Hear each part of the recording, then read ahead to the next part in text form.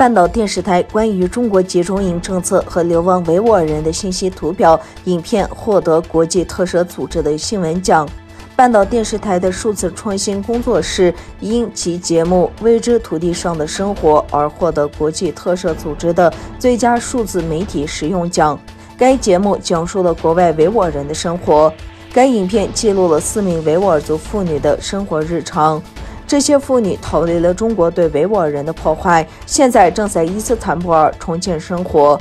总裁扎赫拉对半岛电视台说：“我们的团队将继续使用创新技术和格式来讲述受冲突和不平等影响最大的人的故事。我们在维吾尔人的家庭中度过的时光，帮助我们更好地了解他们的情绪压力和疏远感。”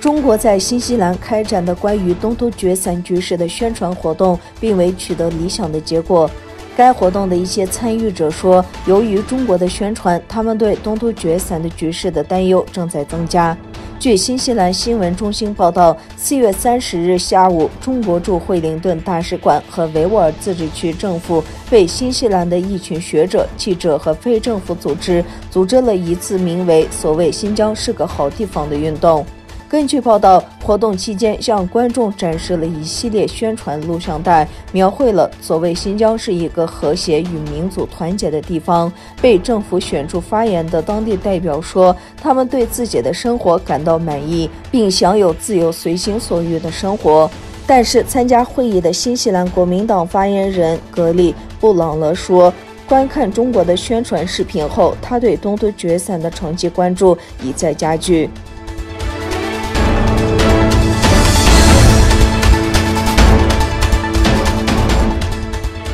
美国贸易代表处发表年度特别301报告，指中国未有完成全面履行两国首阶段贸易协议中有关保护美国知识产权的承诺，继续将中国列为优先关注名单。报告提到，中国去年修订专利法、版权法及刑法，又发布多项有关知识产权的监管措施草案。但这些迈向改革的措施需要有效执行，而且未做到所需的全面根本改变，因此修订法律的有效性仍然存在不确定因素。认为中国的司法体系保护外国公司的知识产权不利，真正独立的司法对促进中国的法治及知识产权保护至关重要。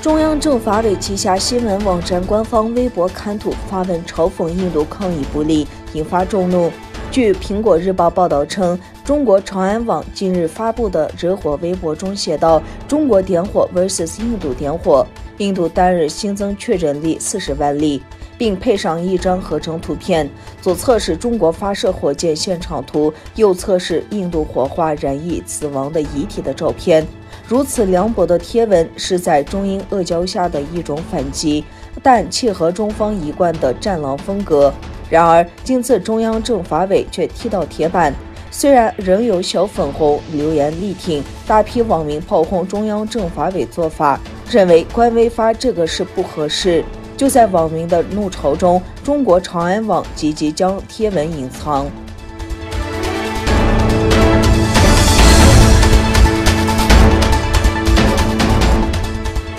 吉尔吉斯斯坦和塔吉克斯坦于5月1日签署停火协议后，吉尔吉斯斯坦总统萨德尔·加帕罗夫昨天在公众讲话，他说：“我敦促每个家庭返回家园，不要相信挑衅。”他指出，吉尔吉斯斯坦与塔吉克斯坦边界上有超过27000名平民因冲突而流离失所。